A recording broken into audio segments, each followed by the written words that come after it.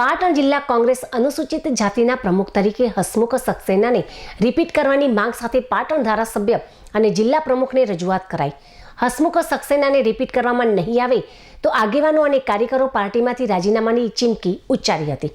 પાટણ જિલ્લા કોંગ્રેસ અનુસૂચિત જાતિના પ્રમુખ તરીકે હસમુખ સક્સેનાને ચાલુ રાખવાની માંગ સાથે પ્રદેશ કોંગ્રેસ સમિતિ દ્વારા નિમણૂક કરવામાં આવેલ પાટણ જિલ્લા અનુસૂચિત જાતિના મહિલા પ્રમુખને તાત્કાલિક પ્રમુખ પદેથી દૂર કરવા ગતરોજ પાટણ ધારાસભ્ય અને જિલ્લા કોંગ્રેસ પ્રમુખ સમક્ષ પાટણ જિલ્લા અનુસૂચિત જાતિના આગેવાનો અને કાર્યકરોએ ઉગ્ર રજૂઆત કરી હતી।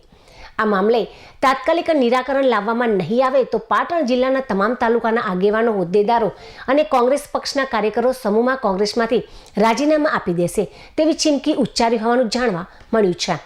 પાટણ જિલ્લા અનુસૂચિત જાતિના આગેવાનો, કાર્યકરોએ કોંગ્રેસના લોકો સાથે મળીને પાટણના ધારાસભ્યની ઓફિસે તેમની રજૂઆત કરવા પહોંચ્યા હતા, જ્યાં તેઓએ ધારાસભ્ય અને જિલ્લા કોંગ્રેસ પ્રમુખ સામે પોતાની ઉગ્ર રજૂઆત કરીને હલ્લાબોલ કરી પાટણ જિલ્લા અનુસૂચિત જાતિના નવનિયુક્ત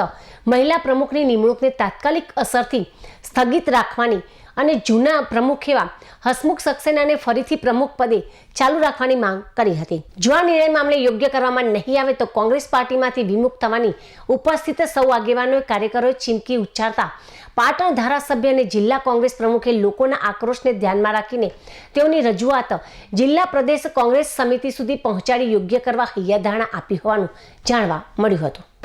પાટણ જિલ્લાના તમામ હોદ્દેદારોએ અમારી સહમતિથી એમને રિપીટ કરવા માટે પાટણના જિલ્લા પ્રમુખ ગેબરભાઈ દેસાઈ સાહેબને મેં લેખિતમાં 200 જેટલી સહીઓ કરી અને રિપીટેશન માટે અરજી કરેલી, છતાં અમારી કે પાટણના ધારાસભ્ય, પાટણના જિલ્લા પ્રમુખ કે આજુબાજુના બીજા 2-3 ધારાસભ્યોનું સેન્સ લીધા વગર કે અમને કોઈને પણ વિશ્વાસમાં લીધા વગર પાટણના જે અમારા અધ્યક્ષ હતા જિલ્લાના અનુજાતિના ભાઈ હસમુખભાઈ સક્સેના સાહેબને, હસમુખ સક્સેનાને તેમને રિપીટ કરવાની જગ્યાએ જયાબેન શાહને રિપીટ કરી નિમણૂક કરી છે અને જયાબેન શાહ એક ઓનલી ફોર કોઈ પાટણ જિલ્લામાં એમને ઓળખતા નથી। અમને જયાબેન શાહનો કોઈ વિરોધ નથી, પણ જયાબેન શાહ સંગઠનને કોઈ પણ જાતના લોકોને વિશ્વાસમાં લીધા વગર જયાબેન શાહને નિમણૂક કરવી એ કોની ભલામણ હતી? એ ભલામણ ખરેખર ના નિકાલ થવો જોઈએ અને હસમુખભાઈ સક્સેનાના અમારી જે અરજી છે એમને રિપીટ કરવા જોઈએ। રિપીટ કરવામાં નહીં આવે તો અમે આગામી 24 કલાક બાદ પાટણ જિલ્લા કોંગ્રેસ કાર્યાલય પર તોડફોડ કરીશું અને પાટણ જિલ્લા કોંગ્રેસમાં અમે બધા સામૂહિક રાજીનામા મૂકીશું। આવી આ વાત તમે ચલાવીને લઈએ અને જો પાટણ કોંગ્રેસની અંદર જે ચમારો વણકરનું જાતિગત ઊભું કરવા માટે જે લોકોએ સમીકરણ ઊભું કર્યું છે એ લોકો પોતાની નકારાત્મક વૃત્તિ ઘટાડી દે। અમારે પાટણ શહેરની અંદર બિલકુલ ચમારો વણકર ચલાવવાનું નથી